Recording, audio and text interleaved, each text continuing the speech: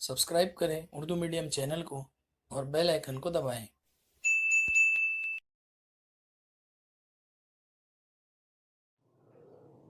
अस्सलाम वालेकुम।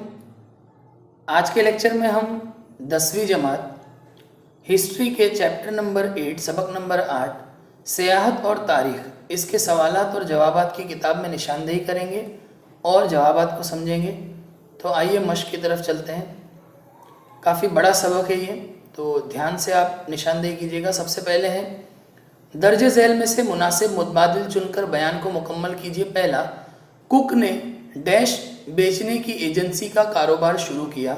इसका जवाब है सियाहत की टिकटें। दूसरा है महाबलेश्वर के करीब भिलार नामी गांव डैश के लिए मशहूर है। तो इसका जवाब है किताबों के लिए।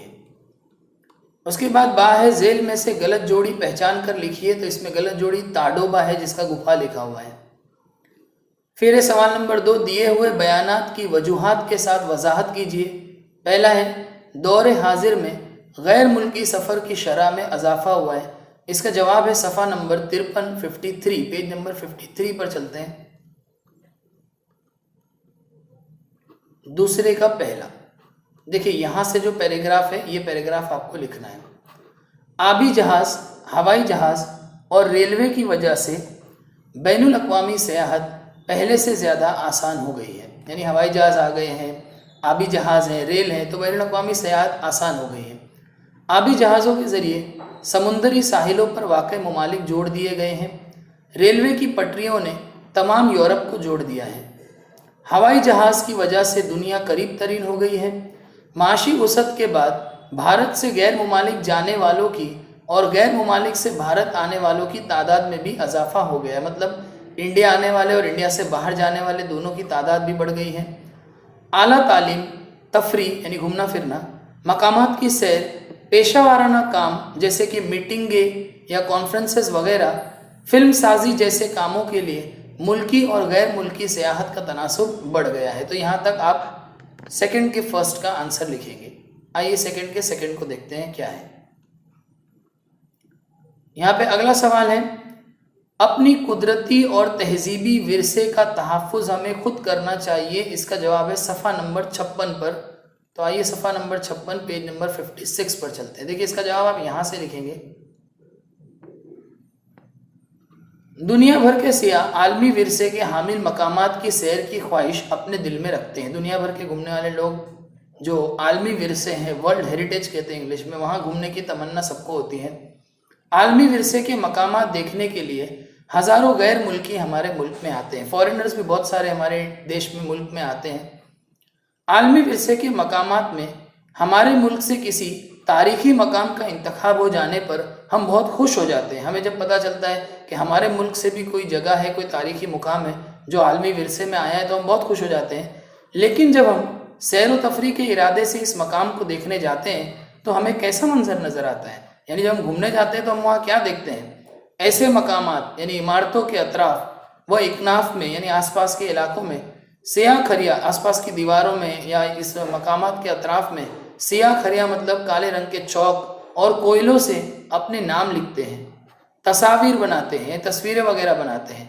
इन सारी गलत कारियों के मुज़िर असरात हमारे मुल्क की साख पर पड़ते हैं। इससे हमारे मुल्क का नाम ख़राब होता है। सियाहती मकामात के तहफ़्फ़ुज़ के लिए दर्ज झैल अज़्म करना लाजमी है।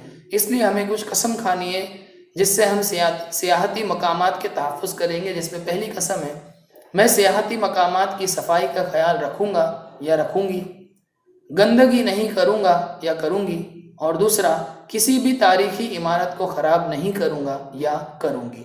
यहाँ तक आप दूसरे का जवाब लिखेंगे। आइए अगले सवाल की तरफ चलते हैं। अगला सवाल हमारा है, नोट लिखिए, जिसमें पहला है सियाहत की रिवायत। इसका जवाब आपको सफ़ा नंबर 53 पर मिलेगा। तो आइए सफ़ा नंबर 53 पर चलते हैं। देखिए ये वाला जो क्या आप जानते हैं का पैराग्राफ है, इसी में आपको तीसरे का पहला जवाब पूरा लिखना है। मजहबी सियाहत के लिए मुल्क के एक सिरे से दूसरे सिरे तक पैदल सफ़र करने की रिवायत भारत में पहले से ही मौजूद है। मतलब मजहबी सियाहत यानी कि रिलीजियस टूरिज़म कहते हैं, या जैसे हम लोग हज वगैरह पे जाते हैं تو اس طرح کی روایت جو ہے پیدل جانے کی روایت ہمارے ملک میں بہت زمانے سے مشہور ہے۔ مہاراشٹر سے شمال کی سمت ایودھیا تک اور وہاں سے دوبارہ مہاراشٹر تک کے سفر کا بیان وشنو بھٹ گوڈسے نے قلم بند کر رکھا ہے، یعنی انہوں نے لکھ رکھا ہے۔ ان کے سفر نامے کا نام میرا سفر ہے۔ اس کتاب کی خصوصیت یہ ہے کہ وشنو بھٹ نے یہ سفر 1857 کی جنگ آزادی کے دوران کیا تھا۔ جنگ کے متعلق بہت ساری باتوں کے وہ خود گواہ تھے۔ اس کی وجہ سے جنگ اور خصوصاً رانی لکشمی بائی کی زندگی کے متعلق بہت ساری تفصیلات ہمیں معلوم ہوتی ہیں۔ اتنا ہی نہیں بلکہ ہمیں 18ویں صدی عیسوی کی مراٹھی زبان کی نوعیت کا بھی علم ہوتا ہے۔ یہ کتاب معاصر تاریخ کا ایک اہم ماخذ ہے، یعنی اس زمانے کی تاریخ کو جاننے کا ایک بہت اہم ذریعہ، ایک بہت اچھا سورس ہے۔ ماخذ مطلب سورس ہے۔ چلیے آئیے اگلے سوال کی طرف چلتے ہیں، تیسرے کا دوسرا۔ میں امید کرتا ہوں آپ برابر سے نشان وغیرہ لگا رہے ہیں سب۔ تیسرے کا دوسرا ہے مارکو پولو، جس کا جواب ہے صفحہ نمبر 52 پہ۔ تو آئیے صفحہ نمبر 52 پیج نمبر 52 پہ چلتے ہیں۔ دیکھیں یہاں پر مارکو پولو کا جو ہے وہ کیا آپ جانتے ہیں ہمیں دیا ہوا ہے۔ 13ویں صدی عیسوی میں مارکو پولو نامی اطالوی سیاح نے، اطالوی کا مطلب اٹلی کا رہنے والا، ہی واز اٹالین، تو اٹلی کا رہنے والا تھا۔ 13ویں صدی عیسوی میں مارکو پولو نامی اطالوی سیاح نے بر اعظم ایشیا خصوصاً چین کو دنیا سے متعارف کروایا، یعنی چین کو کھوجنے والا بھی بولتے ہیں اس کو۔ وہ 17 سال چین میں رہے، ایشیا کی طبعی ساخت، سماجی زندگی، ادبی و تہذیبی زندگی اور تجارت سے دنیا کو متعارف کرایا۔ اسی سے یورپ اور ایشیا کے مابین تعلقات اور تجارت کا آغاز بھی ہوا۔ یہاں تک آپ کو مارکو پولو کا جواب لکھنا ہے۔ آئیے اگلے سوال کی طرف چلتے ہیں۔ اگلا سوال ہے تیسرا، زرعی سیاحت، جو کہ صفحہ نمبر 54 پہ ہے۔ تو آئیے صفحہ نمبر 54 پہ چلتے ہیں، زرعی سیاحت۔ دیکھیے اس کا جواب آپ کو یہاں پر ہے، یہ والا پیراگراف زرعی سیاحت والا۔ شہروں میں پلے بڑے اور زراعت سے ناواقف لوگوں کے لیے سیاحت کی قسم زرعی سیاحت دور حاضر میں بہت تیزی سے ارتقا پذیر ہے۔ جو لوگ شہر میں رہتے ہیں ان کو کھیتی باڑی کی زندگی، کاشتکاری کی زندگی کے بارے میں اتنی معلومات نہیں ہوتی، تو ان کو کاشتکاری کی زندگی سے روبرو کرانے کے لیے یہ سیاحت کا ایک نیا جو ذریعہ ہے وہ سامنے آیا ہے۔ حالیہ زمانے میں کاشتکار دور دراز واقع زرعی تحقیقی مراکز، اب آج کل کے جو کسان ہیں دور دور تک جو ایگریکلچرل ریسرچ سینٹر ہوتے ہیں، یعنی زرعی تحقیقی مراکز ہوتے ہیں، یا زرعی یونیورسٹی جس کو ایگریکلچرل یونیورسٹی کہتے ہیں، یا زراعت کے شعبے میں نئے تجربات کی روشنی میں نئی تکنیک پر عمل درآمد کرنے والے اسرائیل جیسے ممالک وغیرہ مقامات کی سیاحت کرنے لگے ہیں، یعنی کسان ان سب جگہوں بھی جانے لگے ہیں تاکہ زراعت کی جدید ترین ٹیکنالوجی کی معلومات حاصل کر سکے۔ چلیے اس کے بعد اگلے سوال کی طرف چلتے ہیں۔ اگلا سوال ہے سوال نمبر 4، درج ذیل سوالوں کے مفصل جواب لکھیے۔ پہلا، سیاحت کی ترقی کے لیے کون سی تدابیر ضروری ہے، یعنی کیا تدبیر کریں گے کہ سیاحت میں ترقی ہوگی؟ جواب ہے صفحہ نمبر 55 پر۔ آئیے صفحہ نمبر 55 پر چلتے ہیں، چوتھے کا پہلا۔ آپ کو یہاں سے لکھنا ہے اس کا جواب، سیاحت کا فروغ۔ یہاں سے آپ لوگ لکھیں گے، ملکی اور غیر ملکی سیاحوں کو معلومات فراہم کرنا سب سے اہم موضوع ہے، یعنی ہمارے ملک کے ہو یا باہر کے انٹرنیشنل یا فارینر ہو، ان کو معلومات فراہم کرنا سب سے اہم ہے۔